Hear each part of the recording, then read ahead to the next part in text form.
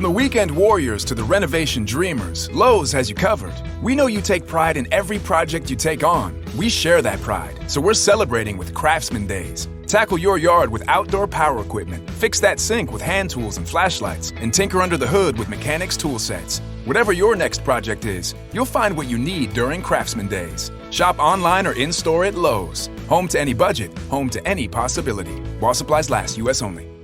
Think Kings Island is just a coaster park? Think again. It's a get back to fun with family and friends park. A find your new favorite food park. An outdoor entertainment you'll remember forever park. A beat the heat all summer long park. It's a discover something new every visit park. All this and coasters too. All at Kings Island. Right now, everyone pays kids price. Kings Island tickets, just $45 online. Comprehensive sex education is so beautiful, and education is empowering, and it's so effective that it delays sexual activity by around 2 years when we see students that have been given comprehensive sex ed versus their abstinence-only counterparts who show no delay in sexual activity, but a huge uptick in STIs, unwanted pregnancy, and abortion. And those are in Christian circles, like over 70% of abortion clients, according to Guttmacher Institute, identified as Christian. Oh, scarcity, you're lying through your teeth, the overflowing cup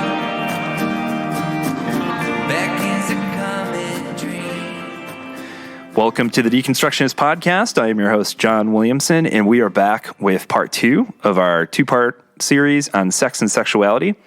We're back with a different perspective this week. This one is brought to you by Brenda Marie Davis, our special guest this week. She's also a podcaster and an author. She just had a book that came out called On Her Knees, Memoir of a Prayerful Jezebel. It's a fantastic book. Oftentimes hard to read, I think, because it's very raw. It is very truthful and honest and raw, and it's a portrayal of things that were that she went through that were very real and at times hard to stomach, you know. And she's not alone, though. These things happen to women, young women, all over the world, all the time. And so, eye-opening in many ways, but I applaud her for her honesty and her rawness and the truth that she put out there in this book. But very different perspective. And again, I wanted to present kind of 2 angles on it. And so hopefully you enjoy the conversation that we had. You find it helpful. Again, the book is fantastic. Can't recommend it enough. Go out and check it out. So what else do we have going on? So many new episodes. We have a lot of recording we've been doing and lots of new content that can't wait to get out. In fact, some episode we recorded a while back, and just trying to find dates to push them out. So lots coming. So welcome if you're new. If you enjoy the podcast, though, and you'd like to support the work we're doing, I'd ask you to consider joining our Patreon family. You can find the link in our show notes, and of course, at our website, www.thedeconstructionists.com. Other fun things you can find on our website. You can find all the podcast episodes that we've ever done for the past 5 years. You can stream them directly through our website. You can find our blog, which we sometimes occasionally remember to update. You can find our web store. We've got t-shirts, pint glasses, coffee mugs, all sorts of fun things. Social media links so you can chat with us online, and of course, contact information if you want to shoot us an email. And if you just want to support us in the easiest way possible, if you take a couple seconds and go over to iTunes and leave us a 5-star review, that is hugely helpful. It gets us some more exposure. In addition, if you've got some friends out there you think might benefit or might appreciate the work we're doing, word of mouth is the easiest way for us to get out there. So appreciate your support. Love all of you. Thank you so much for listening. Music this week. We should probably talk about that.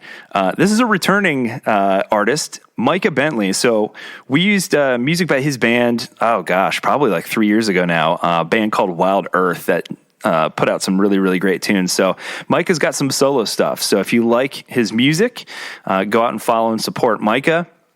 We'll, of course, have all of his links in the show notes as well. And, of course, we'll continue to update our Spotify playlist. So if you search for The Deconstructionists on Spotify, not only will you find our podcast on there, but you'll also find our playlist that we update with artists that we use on each episode. So check it out. But let's get to the heart of it. This week's episode, let's get into that conversation. Hope you guys enjoy it. And without further ado, Brenda Marie Davis. If it serves your advantage, using every dangerous word like you're some kind of savage. Okay, welcome to the Deconstructionist podcast. Thank you so much, Brenda, for coming on and talking to us about your new book. Thank you for having me. Absolutely. So you're probably enjoying warm weather, whereas in Ohio, it just dropped down to like 30 degrees again, whereas it was 70 yesterday. So I'm a little jealous. Yeah, we have really inconsistent weather though too. You'll be like, it's so hot, and then the next day it's raining. So I don't know what's happening either. But I'm hot today, so yes, it's true. That's a good problem to have. Yeah, yeah, yeah. 39 tomorrow, and then back to 60 on Saturday. I don't pretend to understand it, but anyway, we're here to talk about your book. So you have this great new book coming out. I was lucky enough to get an advanced copy of it and read it, and this is certainly a topic that we've talked about on the podcast before. That the topic being purity culture and kind of its damaging effects. Like, let's be honest. And there's a large piece of that to your book, but a lot of it is very, very, very personal. And so, what kind of, I guess, motivated you to write it, and what gave you kind of the strength and the courage to put some of the things in there that are so deeply personal? Well, it's funny because I originally started writing an iteration of this book years ago, and it's like 700 pages and probably fully unreadable. But it was really a combination of a bunch of like journal entries and even as far back as MySpace blogging that I used to do. So it's just like this combination of me before being this perfect evangelical, virginal girl to deconstruction or marriage falling apart first, deconstruction, da-da-da. But I was really going about my own business. I had left church in around, I think, 2012-ish. Or whatever year, when did we vote for Obama? Whenever that was kind of the last time I was like super, super plugged into church. Maybe it was 2008, whatever. Yeah, I think that we're like talking about weather and political dates. Right. Like, welcome to the most boring podcast ever.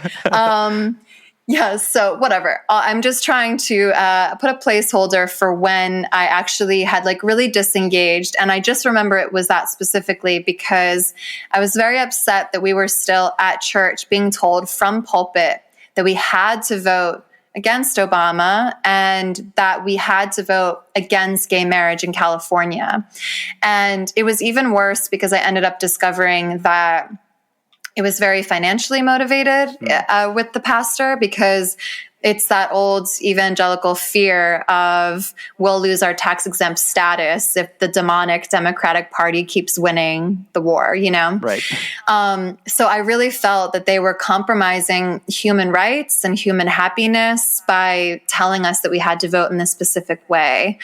So then I kind of really minded my own business and continued doing my own thing, considered myself Christian. All of my friends knew how I identified, but I wasn't active. It wasn't until about 3 years ago that I had looked at this material and been like, I have a lot to say. And I tried to write this version of this book, and I couldn't get it published originally. They were saying, there's no audience for this, which is so amazing because you and I, John, were talking about like the top of this conversation about how there are so many people out there. I think so many of us enter the deconstructed space thinking that we were just alone, cast out in the world.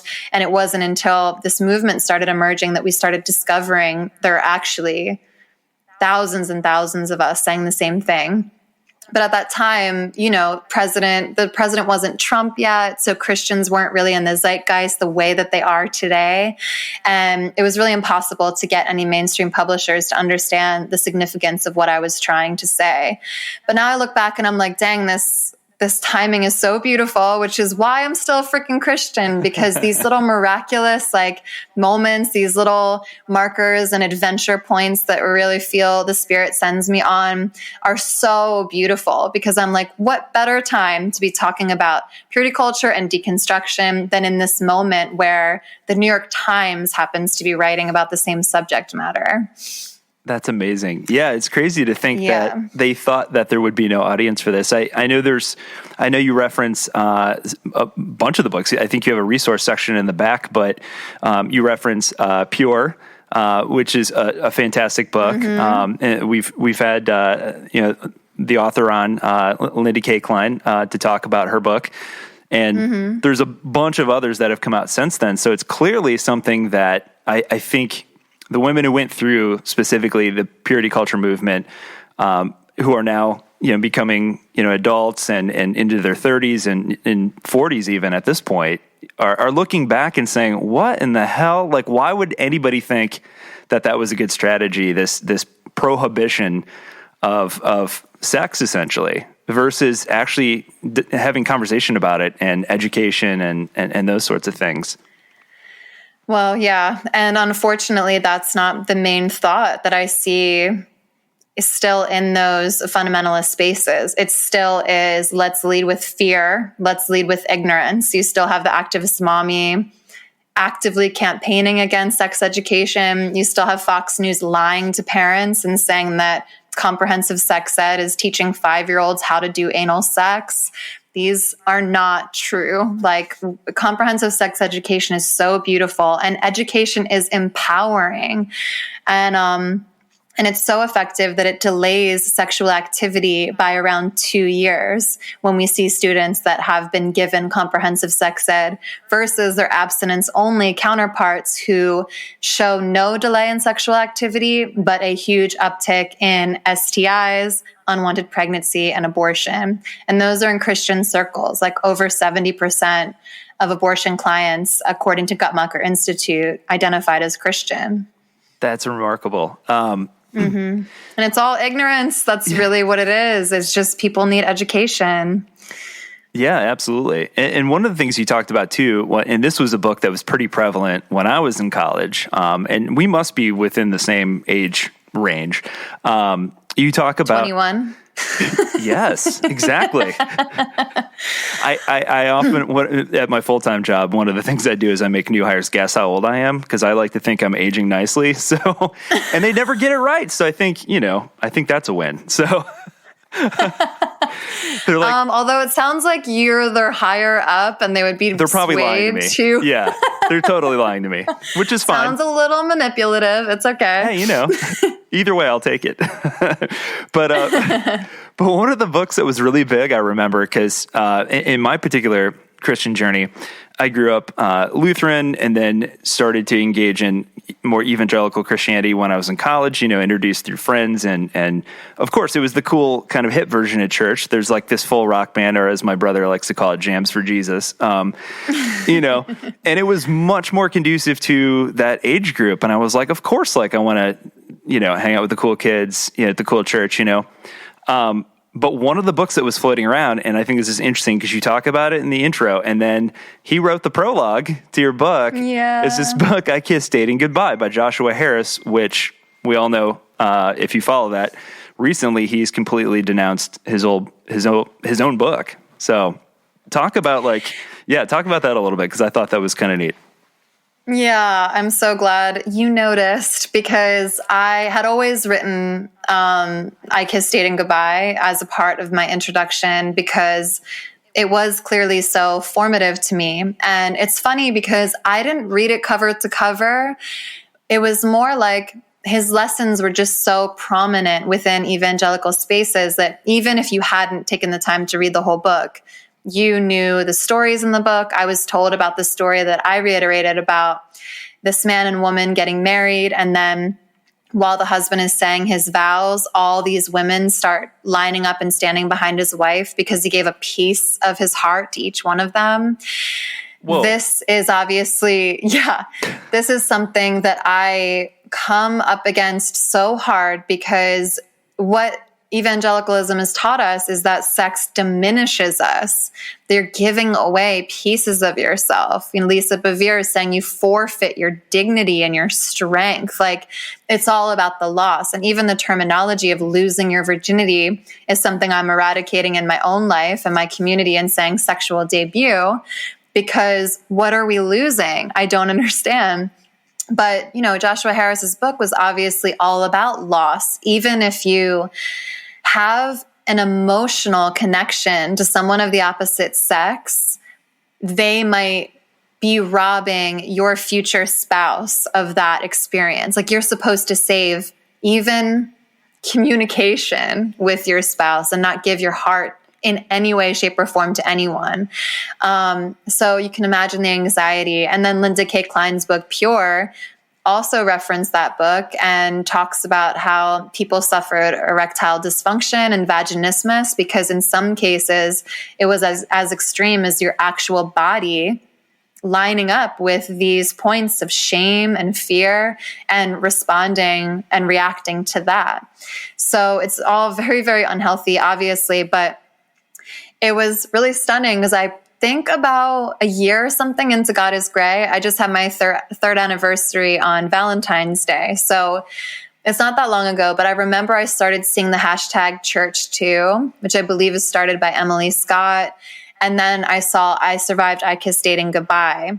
And then I saw Joshua Harris's movie where he started to explore what had maybe gone wrong in his book. But he was still on the journey. Him and I have spoken since, and I have a podcast coming out with him soon where we talk about it. But, it's just like, I have so much compassion for him, because so many of us that were purveyors of toxic theology and these ideas are also simply the victims of it as well. And that's why this whole beautiful crop of people is standing up and challenging this misinformation and these outright lies about people's spirituality and sexuality. And Joshua has added his voice to that growing chorus of people. And for that, I cannot fault him. I hold no animosity, but it was just so, so beautiful. I made him a video and I was all nervous about it because I was like, I really want him to say yes. And I was like home visiting my parents, and I put on my makeup and I was like, hello, Josh, like, please do this for me. Because for me, I thought there would be no more beautiful full circle experience for my own story than to have the person who really uprooted and ruined so many aspects of my sexuality denounce his book and then endorse mine, which is exactly what's happened. And I'm so happy about it. Yeah, that's absolutely beautiful. It's interesting too, because, what you're saying is that, like, you've gotten to a point in your life where you can separate the person from the actual church. Like, and I think that was true for me too. The negative experiences that I had with evangelical Christianity, looking back now, I can clearly see, they were just young people just like me who thought that they were doing the right thing. They didn't have ill intentions. They were just doing what they were taught. And yes, damage was done, and there needs to be accountability for that. But at the same time, they were just kids too, And yeah, and now I can separate the two, but at the time I couldn't. I was angry at the church. Oh my gosh, I was furious, and rightfully so. Like, I don't think I shared. No, I might have touched on this in my book, but it's not really my story to tell. But someone that I went to church with as a really young girl, she was raped by our worship leader after being given all of these modesty and purity messages. She had developed sooner than any of us, so they kept shrouding her in larger and larger T-shirts to hide her body. Our youth pastor told her to stop swaying her hips so much when she walked because it was distracting to the men. And it was like she was just ripe for the picking for a sexual assault. And that is why, modesty culture and purity culture really beget rape culture. And that is a very clear line that I want to draw. And I completely agree with you about like compassion and forgiveness and inviting anyone into the fold that wants to join this beautiful movement of accountability. But the key really is earnest and genuine apology and true accountability. And that's something that I'm not seeing in a large number of the really popular large leadership. I've been blocked by so many people, and I always work so hard to frame my messages as an invitation. I keep saying that shame is paralyzing, conviction is mobilizing. When the Spirit gives you conviction, it says, hey, you can do better. And that is the way I let the Spirit lead me while I'm doing these videos. Obviously, I'm not perfect. Obviously, my humanity and my flaws will still come out. But I'm very careful to always sit down and be like, yes, I'm taking you to task, but oh my God, it's because I really believe you can do better. And I really want you to understand the damage that your messages are doing to people that you are blind to. But then it gets to a point where people are called out so many times and they block. Sean Foyt, what's up?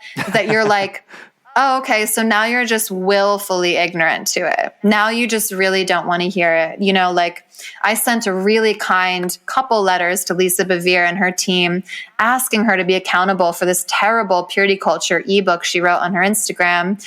And she dismissed me, said something about like how cool it is to be a mom or something after I said like, hey, can you please address that victims of assault, whatever. I don't remember the exact thing, and then she also blocked me on Instagram. So there's two sides to the coin. There's the Joshua Harris, there's the Sean Foyt. And I really don't know what to do about the latter except continue to let people know that there's a better way and that there's a way to reside with divinity and to get into the fold and to have community without having to bow down to this toxic theology. Yeah, I think what you said about shame and fear, like there's such good tools, to motivate people to do things, certainly to make money and to get butts and seats in churches, And they're losing those butts in droves. Sure. Yeah. I don't know if you saw the recent poll, but for the first time, Christianity fell below the majority, I think is what I read, if memory serves. And Phil Drysdale is doing such beautiful work in that space too. So yeah. Yeah. Well, and one of the things too that you mentioned, I think that plays right into what we're talking about, is the fact that you noticed early on that the church is full of what you call dichotomies, or what we've talked about as dualistic thinking, this idea that everything is black and white. It can fit into one column or the other. And anybody who has lived a day on this planet knows that life is not black and white. And I think your aptly named podcast hits the nail on the head. Life is messy, life is gray. And especially when we're talking about issues like this, like they're very complex and very nuanced. And I think it cheapens it just to say, like, hey, you're either right or you're wrong. There's no in between. Yeah, I completely agree, obviously. Oh, gosh. Sorry, let me turn the page here. All right. So I think it's interesting, too. You bring up in the book, you talk about something that I know we've discussed before, but this idea that shame is such a strong motivator for folks who kind of came through this movement, that like there's this weird almost sex but not quite kind of thing, because you can still kind of justify it and it's not as shame inducing if like you do things that are right up to the door but not quite walking through the door kind of thing. I mean, is that true though? Because maybe for some people, or maybe I would frame it like I could use the excuse of like, oh, well, this is, and let's be clear, when we say everything but, sometimes people have taken that literally. Yeah, exactly. Yeah. And have just done like anal sex to avoid sex, which is funny because I do have a portion in my book calling people to look more deeply at the idea of virginity in general. Because when I heard that was a social construct, I was like, oh, what are these liberal like Gen Z kids say and now. Like, I didn't understand the validity to that. But then when I really broke it down, I was like, yeah, I mean, so a straight girl considers herself a virgin still if she has anal sex with a guy, but then is a guy who's had penetrative sex with another man not a virgin? Like, what is a virgin? So I, for one, felt paralyzing shame and guilt and fear every time engaged in anything, even if it was just a little makeout session of kisses. So I don't know. Yeah, it's weird, these strange laws that we've created. And you talk about that in the book. You talk about the fact that at one point you're like, I'm going to look in the Bible and see what it actually says. And oddly enough, Jesus says nothing about dry humping. It's weird. I don't know why. I felt like that's a huge issue he should have addressed in the New Testament. But talk about that a little bit, kind of your exploration, and trying to make sense out of where did this stuff come from? Well, it's funny because I do also admit in the book that I was not like poring over the ancient Greek and like none of that. It was a very cursory glance at the Bible that I've had since my pastor gave it to me like 12 years old. The first pastor that told me God cries when you masturbate. Yes. I've had that Bible for years. It's like ripped to shreds. I was reading it. God must be spending all his time crying then, if that's the truth. I mean, yeah, that's where the ocean comes from, I guess. True. Just full of tears. I think you're right. Sorry, go on. No, it's worth addressing. Yes, it's true. Yes. But what was I saying? Before I was rudely interrupted by masturbation. With Jesus. Okay. So basically it's funny because at the same time, even though it was a very cursory glance of the Bible, I really was looking at this idea that my pastors have always said, it's black and white. It's clear as day. You can hang your hat on the Bible. It's literal. It's true. It's divine. It's God's word, every single word. And I just remember reading like David and the Psalms and being like, well, you wouldn't take one of these words out of context and be like, thus saith the Lord. Like, David was struggling with some very deep and heavy emotions. And actually, sometimes I wonder if he would have been considered someone that struggled with mental health issues because he's so up and down. There's almost a bipolar kind of nature to the Psalms. So I'm like, that's not God, obviously. That's not literal. So the idea of literalism really started to break down. And I remembered being told again and again, and this is something Lisa Bevere will like comment on in a purity culture message of like, daughters, do not awaken or stir love before it so desires. I heard that 1,000,000 times to say, therefore, don't masturbate and don't have sex before marriage. Otherwise, thus saith the Bible. And then when I finally went to that verse, I was like, oh, this verse is plucked out of context from the erotic novel that is Song of Songs, where two unmarried people are reveling in love for each other and lovemaking. And you pluck that out of there to tell me not to masturbate? Like, are you guys crazy? How did you even find that verse in there? Like, that is the lack of context really became more and more stunning the more that I looked at it, just from a logical point of view. And then when it came to Jesus, I was like, he's not talking about gay people. I know I've had so many conservative conversations where like, he did talk about marriage. And I'm like, yeah, but if I talk about my male and female friends getting married, that doesn't mean my two female friends are also not getting married somewhere else. Like, just because he didn't address every single situation. And then obviously, the more I know now about homosexuality and what it actually was in that time, it becomes more complex. But at that first reading of the Bible, when I was really looking at it, I was like, Jesus didn't say that. Like, they're telling me that because he didn't talk about gay people, it's not valid. That doesn't make any sense. And then I think some of the final nails in the coffin were realizing that David had, I think, 11 or 12 wives. And then Solomon had hundreds of wives and hundreds of concubines. And I'm like, a lot of these girls were probably in very non-consensual sexual agreements with Solomon for maybe even one night, as young as God knows how. Like, I don't even want to know. So, and then they're both considered men after God's own heart. And, I also say in the book that the patriarchal notions that our faith traditions have passed down, wrongfully so to us, have been so suppressive and oppressive to women and all different kinds of minorities, obviously. But when we talk specifically about women, Jesus never told us to be quiet. Jesus never told us to sit down. He never told us to be small. And then we look at characters like Eve and Jezebel, and they're irredeemably evil. They're called evil. Eve is faulted for the entire fall of man and for childbirth and for anything. I've literally heard pastors say, blame Eve. It's Eve's fault. But then David is killing people. Solomon's having sex with probably children, and men after God's own heart. They're flawed. They're just flawed. Right. So, and that's patriarchy. That's how our tradition ended up leading down to where it is today.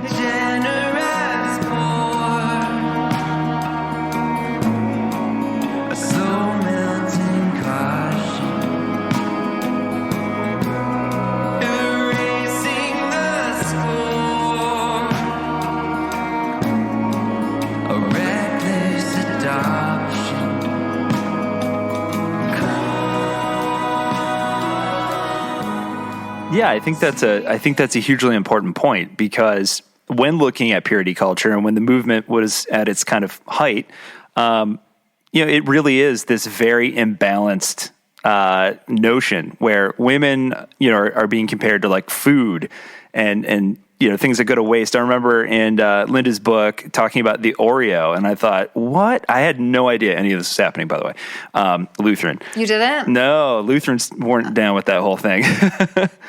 Oh, that's nice. You guys considered us more than objects. That's sweet. We even let you be pastors. It's nuts. I know. Very radical. Oh, wow. Yeah, my dad. Someone call John Piper. He's going to be mad. Oh, it's too late. We're precursors to Piper, though. Remember, Lutherans have been around way longer, so he has nothing to say about it. But yeah, no, I missed out on that whole thing. Thank goodness. But like, hearing these stories now, recounted by a lot of my dear friends, the things that they went through and just the sheer imbalance of it, like guys were not held to the same standard.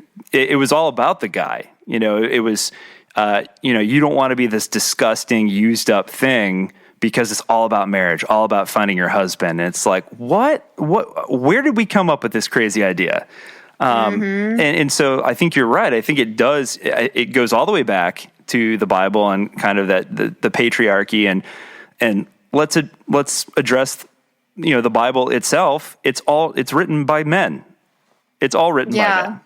And so and even I feel the Bible when I read it as a deconstructed Christian is gorgeous. I love it. I think it's beautiful. Like when you have the freedom of knowing that it's not a literal text that is out to condemn your every move and you're just reading it. And I do so like with Holy Spirit. I sit down in quietness. Like I love it. And I love learning new things about it.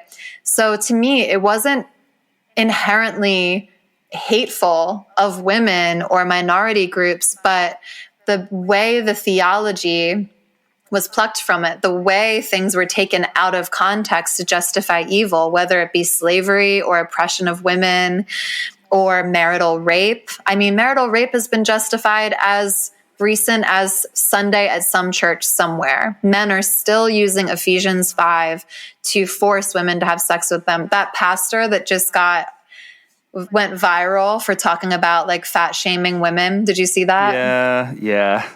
Robert Allen Clark, hello. He did this entire fat shaming sermon about how women have to keep it tight and they have to look young, but not too young and not too seductive, but definitely seductive. It's just like all of the hoops he's wanting women to jump from. And he wasn't holding the Bible in his hands. He was holding women are from Venus, men are from Mars. That was what he was referencing. Wow. That's a throwback. Yeah. That's a real throwback. I know. I feel like housewives are reading that in like the 80s or something. Right. So that's what his message was built on, not the Bible. But like he said it. And that message is from less than a month ago. He said, men, tape this on your bedpost, Ephesians 5:20. Don't let her say she's not in the mood. Ephesians 5:20. That second one isn't a direct quote, but the first one is. That's insane. Yeah, and that's called marital rape, which wasn't illegal, by the way, until 1991. Wow. Yeah.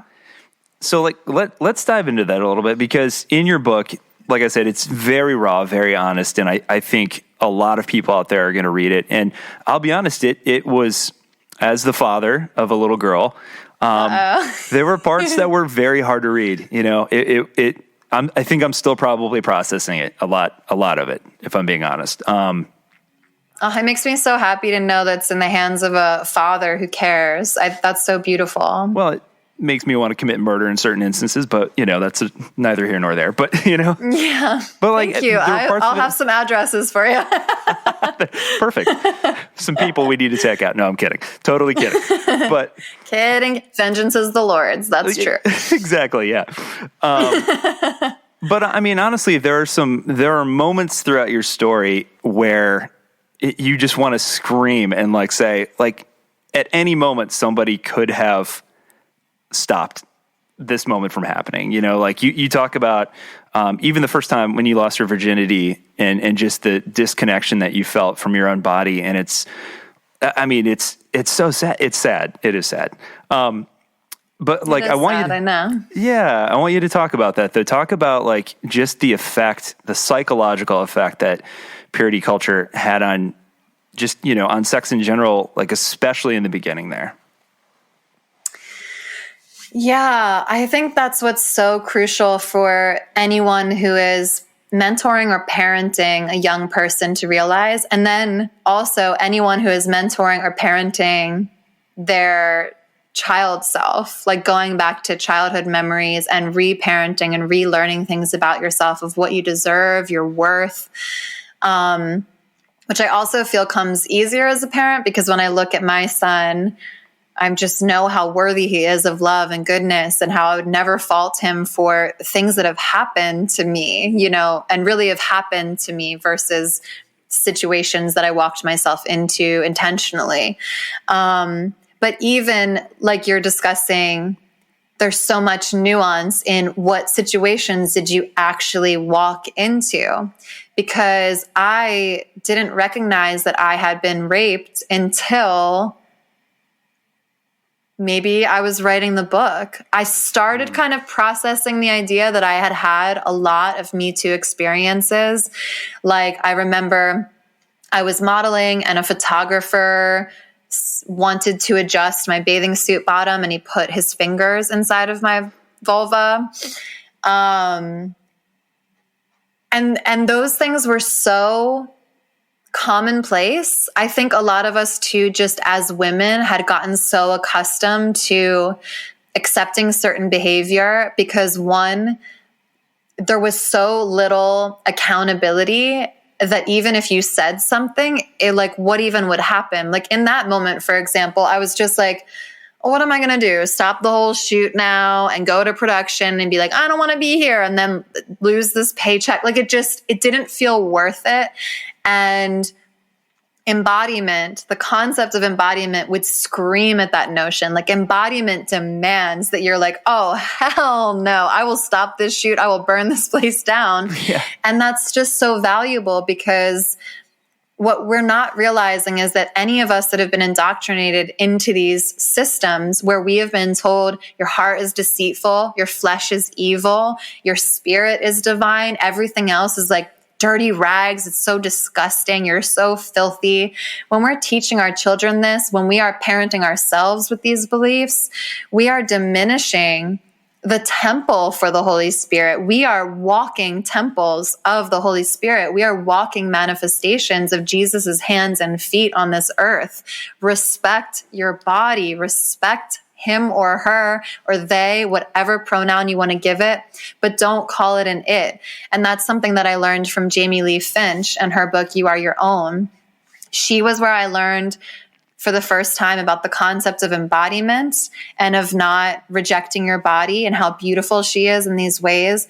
And then Linda K. Klein, in her book, Pure, was the first person to make me realize that I was not integrating myself in my sexual experiences, because my evangelicalism had forced me to compartmentalize. They said, your flesh and your heart are evil and deceitful and disgusting. So I was like, okay, they're in this category. Then I have my spirit and my attuneness to divinity, and that's the only good thing about me. And then my sexuality is some other corner, and that's even more deplorable than my heart and my flesh.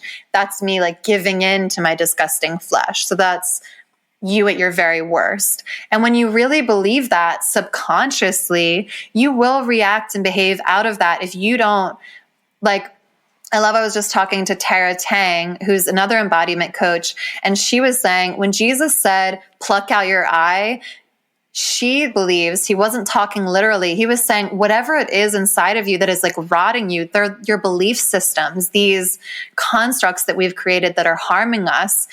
We need to pluck that out because that is causing us to sin. And the way I define sin is harm. You're outputting harm, you're inputting harm, you're harming the environment, you're harming your body, you're harming yourself. And it's not always your fault. That's the thing too. Like harm comes to us because that's just the nature of the world. You're going to get hurt. You're going to get banged up. It's just inevitable. But what we can do to be in our power and to be the most fully integrated beings that we are, body, spirit, mind, all of it, is to walk in embodiment and say, this, I honor every single thing that God has given me. And that includes my body and that includes my sexuality. So in Pure, Linda K. Klein gave the example of inviting God into the bedroom. And I practiced that for the very first time with this guy who ended up being a total F-boy. But it was perfect because I would totally take back that sexual experience because he did not deserve me and he is an idiot. Clearly, yes. Yeah. But it was an integral moment for me. It was really, really beautiful because I remember walking into my bedroom and very strongly feeling conviction, which is beautiful. Like I said, it invigorates you. It says, hey, you can do better. It wasn't like, you disgusting heap of garbage. Why are you doing this? That's shame. That's the enemy. The author of fear is Satan. That's what that is. It was conviction because I would usually go in with shame. I usually walked into the bedroom with, God, I know you hate me. I know this is disgusting, but here I go. Versus, okay, I'm going with conviction. So when I did that and I left fear and shame outside and invited God in instead, I was awake and alert the whole time. And I was like, okay, I don't want to do things like this because of X, Y, and Z. I don't know. I don't like the way he's behaving in this way. I don't like that I know he's not going to call me after this. These are the things and the reasons for not engaging in a sexual experience like this. There wasn't enthusiastic consent. There wasn't a true honor of me as a woman in my fullness by this person. And I personally wish that I hadn't engaged in sexual activity with him for those reasons. But like I said, that was the first time I ever was able to look at sex with eyes wide open, spirit and heart wide open, and be like, I'm not doing that again because a list of rules was written and my pastor told me I can't. I'm not doing that again because of embodiment, because I would just choose to not have an experience like that again. And I know a lot of these ideas get really confused or complicated when we talk about assault, for example, because another experience I wrote about in my book is that when I was completely disembodied, like you said, my very, very first, my sexual debut was intentionally disembodied. I intentionally diverted my eyes from the situation. I intentionally didn't kiss him. I didn't engage because I couldn't be a part of that experience, even though I was choosing it, kind of. So then later on, it just degrades and degrades and degrades about what I believe I deserve, how I believe that I do want to conduct myself sexually. And then it really did leave me vulnerable to non-consensual situations. A non-consensual situation is never, ever, ever the victim's fault under any circumstance. I don't care what you were wearing, where you were going. I don't care if you were laying in bed with your legs open. It's not your fault if you didn't want it to happen. But because of my disembodiment, for example, when I was raped, I actually didn't know that I deserved to say no. I didn't verbalize a no because I was like, this is what happens to Jezebel bad girls like me. Like, sometimes it goes right and sometimes it goes wrong. I couldn't recognize what was really happening because of that. And like I said, too, the Me Too movement really helped as well, because all of a sudden I realized how many things that I, as a woman in this nation, had just normalized as normal male behavior. Like, oh yeah, you got to flirt with your boss, otherwise you might get fired, or like, those are things that we came to accept as women. So that's another thing. It's just like, now there's finally some repercussions. There's finally something that you could say if a producer was being abusive or swarmy or something. There's finally accountability for those things.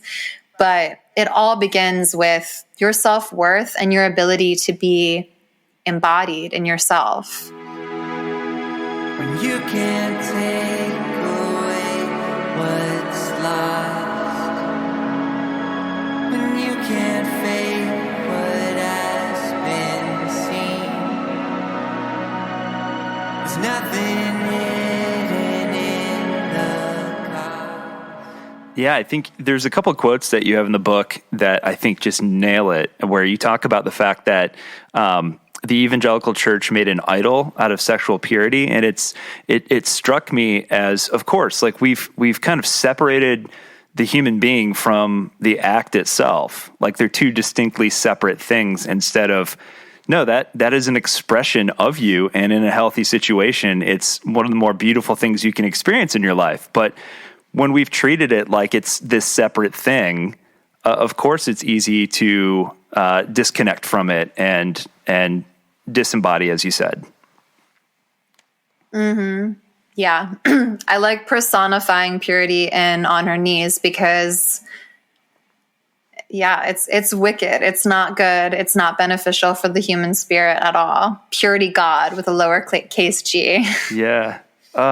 You have this other quote. I'm going to quote you back to you. How about that? Okay. Yeah, you got some good stuff in here. I gotta put this out there. You talk about the after having sex, like specifically for the first time. You said the guilt and the shame didn't go away, because obviously years and years of kind of indoctrination into that sort of thinking isn't just going to go away magically. And you make this profound point. You say, I wasn't building this relationship on a foundation of self-love, respect, and mutual growth. And that's, to me, that's it right there. Yeah. And that has nothing to do with like necessarily waiting for marriage or any of that. That simply has to do with, in this moment with this person, what am I trying to build here? Right. Yeah. And it really is about intention. Effect matters too, obviously. If you think you have a good intention, you hurt someone, that's a valid thing. But when you're talking about marriage, which is supposed to be forever, something you do between yourself and God and another person, like, I remember writing in the book as well that I truly felt, when I recounted it, that it would be less sinful to marry someone I didn't love than to not marry them and keep having sex with them. And when I really wrote that down and looked at it again, I was like, that is terrible. And I still at the same time stand by it. I'm like, I wonder how many pastoral offices I could go in and be like, I'm having sex with this guy. I don't love him, but should I marry him? Like, I wonder how many people would have advised me to do so if I was like, yes, I'm kind of like the Paul verse, like, if you burn with lust, just get married. And It's like, that is not honoring the other person and their mutuality and their autonomy and what they deserve in life. Like, I have no animosity for my ex-husband, because I thought it was just so gracious and kind that he sacrificed years of his life and married me just so that I wouldn't have to worry that I was going to burn in hell. And that was truly the only motivation for it. And he just got on my crazy train with me and took a ride. This is Mission Control. The tallest, fastest, and longest steel coaster in Kings Island needs you. Must be able to handle a 300-foot drop and speeds up to 91 miles per hour while dodging meteors. No training required. Are you up for the challenge? Introducing Orion at Kings Island, one of only 7 giga-coasters in the world. Right now, everyone pays kids' price. Kings Island tickets, just $45 online. Los pros comienzan el día aprovechando los servicios exclusivos en Lowe's. No solo ofrecemos clavos. Tendrás aire comprimido gratis para tus ruedas y tanques portátiles. Estacionamiento de remolques para pros cuando vengas de compras. Un lugar para limpiar tu parabrisas. Y una bebida energética para despertarte. Aquí tu día empieza más rápido pagando en cajeros solo para pros. Por eso Lowe's es el nuevo hogar de los pros, solo en Estados Unidos. Oh gosh, I'm sure there are a lot of people out there who are like, yeah, I can completely identify with that. Myself included, taking some pretty awful Christian counseling advice. I think it happens a lot. I think you put a lot of trust and a lot of faith in people in those positions. And you're not always getting the best advice and doing the right thing. And they get burned out too. People are speaking out against that as well, or speaking out about it. And I find that fascinating and interesting too. It's like, these guys can never have one bad day, and it's not really permitted. Yeah. Not publicly. Yeah. Yeah. Gosh. And so I don't want to give away too much of the book because I think people need to go out. You're like, let's read it cover to cover together. I mean, it's so fresh in my brain right now. I'm just like, oh, okay. Yeah. But following your story and just kind of you can almost see this progression of where, as you say, the train kind of keeps going and you get more and more disconnected from it and kind of go from kind of awful experience to the point where you talk about ending up with this abusive relationship towards the end of the book that was just gut wrenching and just the idea that just sticking with it for so long and kind of feeling like that was your role in a sense. Yeah, that was the hardest portion to write because I think maybe now it's finally dissipating the shame of that relationship. But abuse is something that is so insidious. I really like making the comparison of the frog in boiling water, where it's just no one's going to take you on a date and slap you across the face. It's a slow progression. And as soon as it gets to a point where you're ready to leave or you're that overwhelmed by how bad it's gotten, you look back and you're just like, how did I even get here? And for me, that was so much self-blame. How did I allow this to happen to myself? Why would I ever think that this is what I deserve? Da, da, da, da, da. And he also put a tattoo on my body. And that has been a huge source of shame for me as well. People are like, let me see your tattoo or let's talk about it. And I've been like, no, it just makes me ill. And even that too, gosh, what an example of a lack of embodiment, letting someone tattoo something on your body that is not something that you want. It was just, It's like he was branding you almost, It's a very common thing for abusers to do. And I actually, yes, I've spoken to other women in my life or in his life, former life, that have said the same thing. So that must have been a pattern, whatever. I don't even care to talk about him, to be honest. But I will say that writing it out and being so forthcoming and so honest about my story has always been so imperative to me. And I really felt when I was writing it that God was encouraging me to consistently do everything without shame. It was so important to tell the stories without shame. And the reason is because shame has no purpose in our life, really. I truly, genuinely don't believe that. But also, I didn't want anyone else to feel shame that is in that situation, that has been in that situation, because I would never shame anyone outside of myself. I go so much harder on me. But if I looked at anyone else that has been in a similar situation, I'm like, my heart goes up for you. Oh my gosh, I'm so sorry. I've never blamed anyone except myself. So it was very healing, actually. I feel not entirely healed, but that it set me on a path to really genuinely finding that true, authentic healing about that specific relationship, because writing it without shame and having that importance behind it helped me to remember that I needn't be ashamed for being abused. Yeah, yeah. And I think so much of your story comes back to realizing that you're not to blame for any of this. It's this weird indoctrination that a lot of people like yourself went through.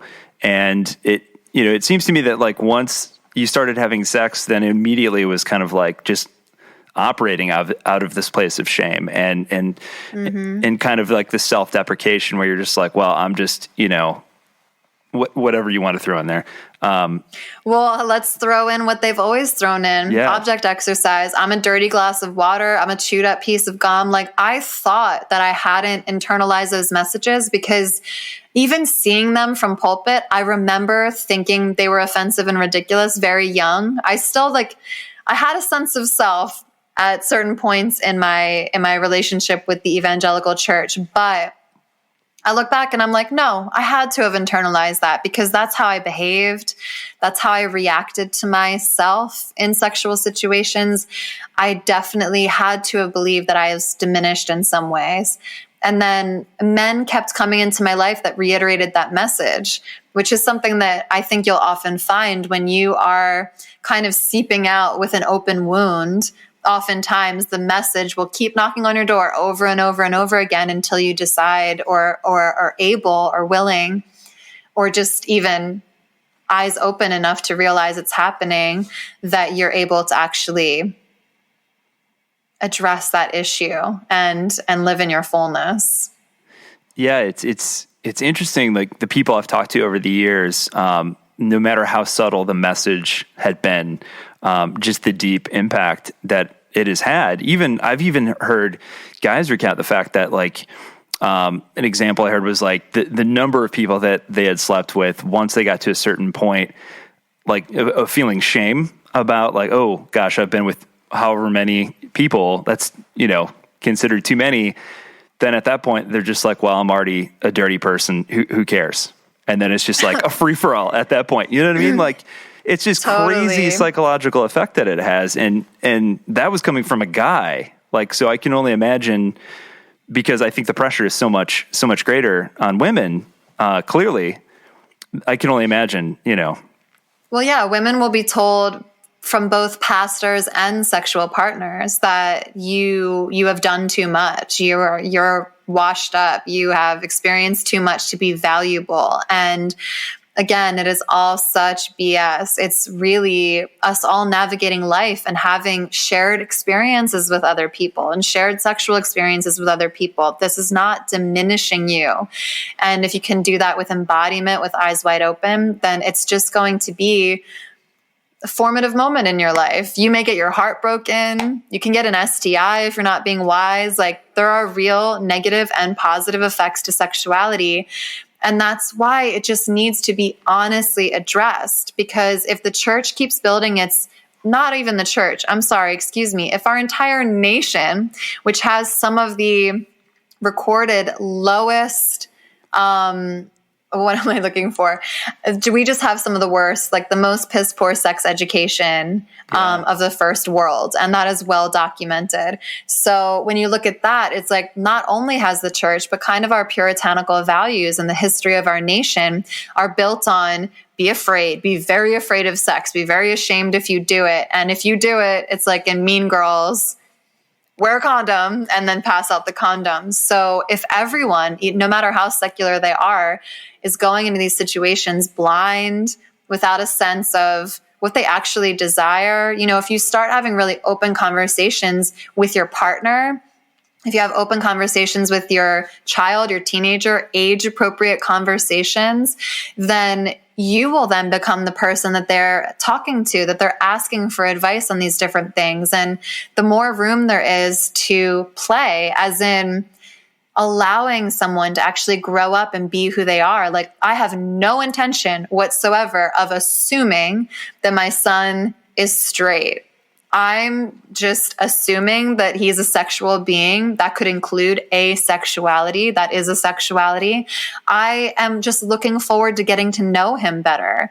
And that makes me really excited, because if I'm just getting to know him and I'm just listening to him and I'm just helping him navigate enthusiastic consent and autonomy and pleasure and desire and moderation and how not to hurt himself and others and to be conversational about sex, where it's not a point of shame.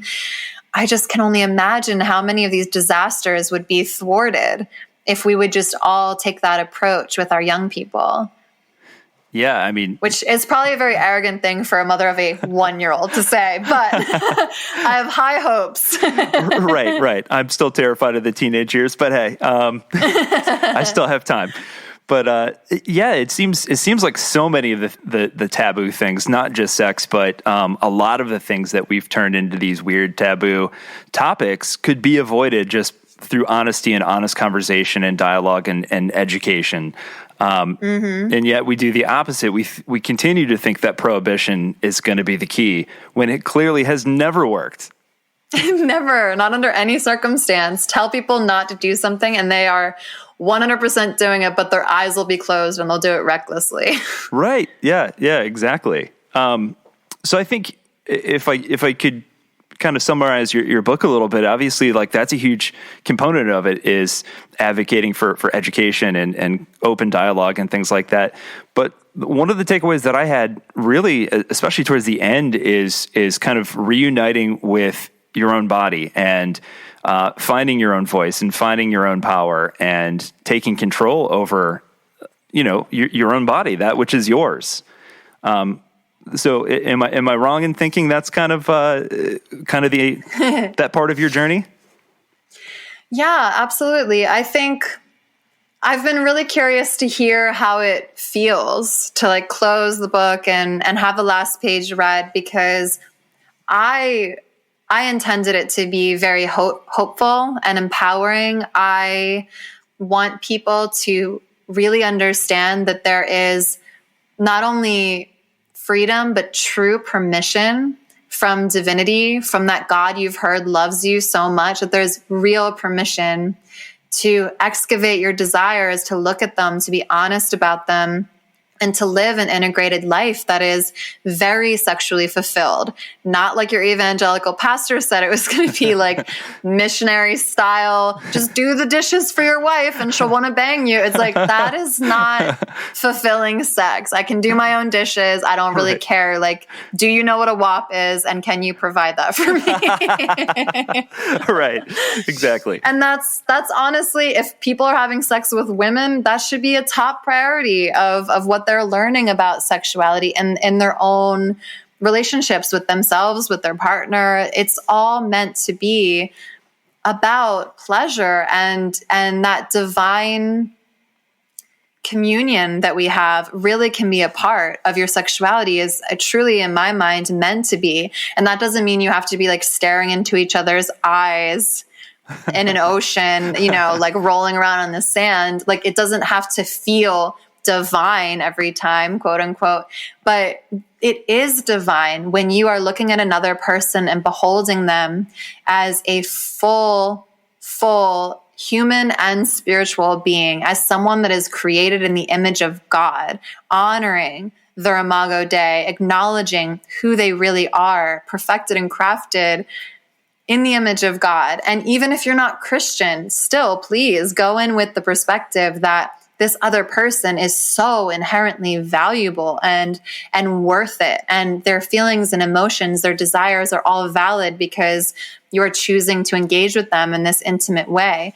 And again, that doesn't mean you can't have kinky, fun, 5-minute long quickies. It just means that's the way you're looking at people. And that means you're looking at a one-night stand that way. That means you're looking at your wife that way. And that's another thing, like in hookup culture, which from the book, I was fully immersed in. There's so many moments where I took men for granted because I was given this script that you guys just want to bang. Like, if you had sex, you were just lucky to have done that. And it's like, that's not true. I hurt a lot of people's feelings. I really neglected people's Imago Dei and took them for granted. And that to me is what we would call sexual sin. Sexual sin isn't this black and white ticking boxes thing. Sexual sin is, are you honoring people the way you've been called to honor them? Are you loving your neighbor as you love yourself? And I love that verse too. And I hope to God the book tells this to people as well. The verse says, love others as you love yourself.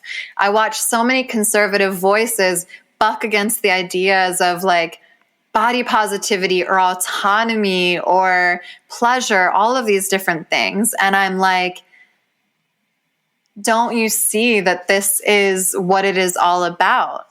You're loving your neighbor as well as you love yourself. It comes from you first. Like everything that we've always known, it really is that intuitive. You're loving God.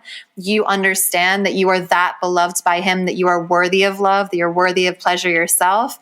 And then therefore, that is what is being given to other people. And I know that's not easy, believe me. Like the journey of self-love and self-worth is a long one. I'm still on it. I still struggle with it. I hate that I even use the word struggle. That's such an evangelical word. A journey too. That's a big one. Yeah. That's also a Bachelor Nation word too, that whatever. We're taking You know what I'm saying? Yeah. The Bible, I just think it's stunning that the Bible verse gives you permission to love God, to love yourself, and to love others. And it means they're all being loved equally. That to me is an ideal world. That to me is an ideal ethic and basis for someone's sexuality. And I think that's so interesting and so powerful that even the authors of the Bible understood the fact that, and any therapist, by the way, worth a shit, would tell you this too. Like, you can't adequately love another person until you can first love yourself. You know, you can't be empty of love and then try to give it out to others. And so, and gosh, American culture, I think, is so devoid of that. I think, I mean, that's a whole nother podcast in and of itself, but like just the things that we're bombarded with on a daily basis, self-esteem issues are abundant. We'll say that. Yeah, definitely.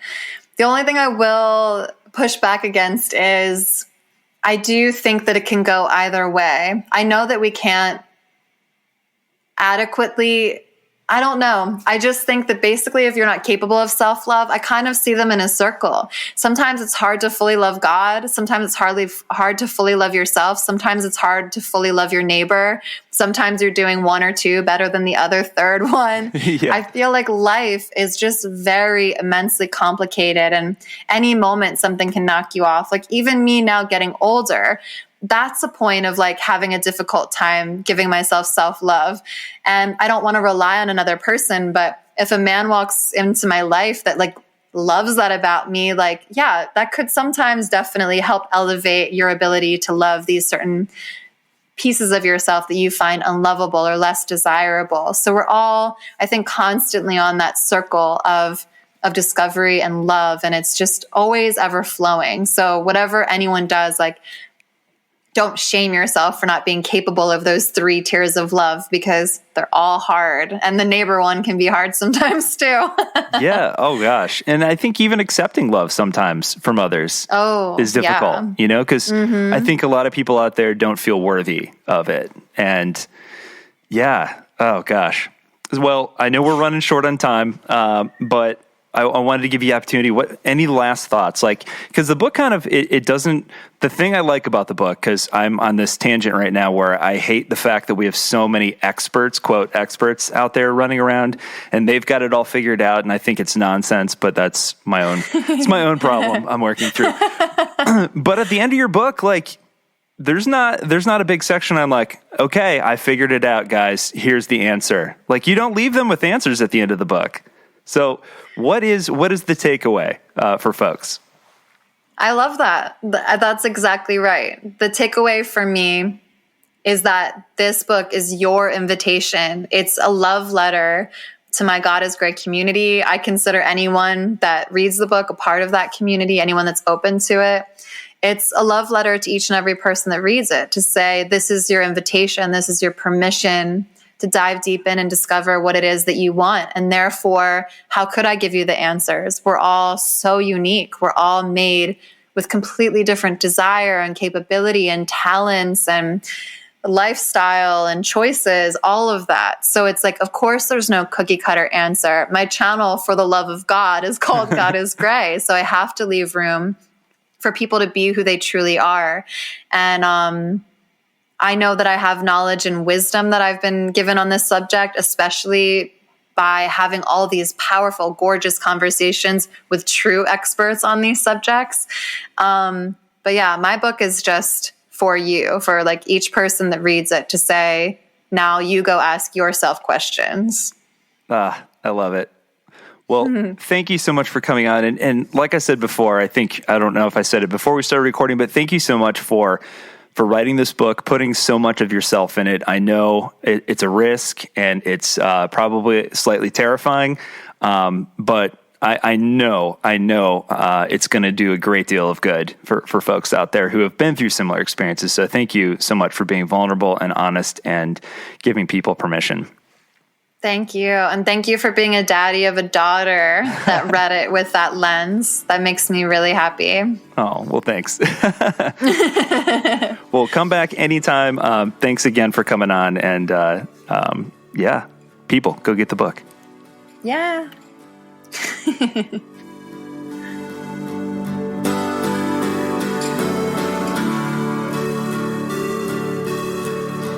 It's natural to be afraid of all that's slipping away. You look for someone to blame for the prescriptions you take.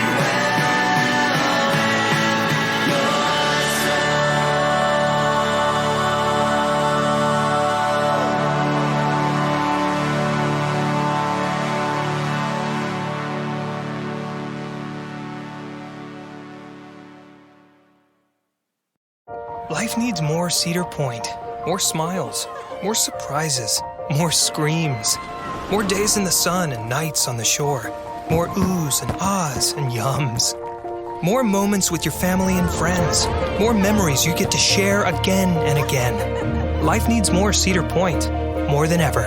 And this year, there's more reason to celebrate than ever at Cedar Point's 150th anniversary from June 26th through August 15th. Get tickets at cedarpoint.com.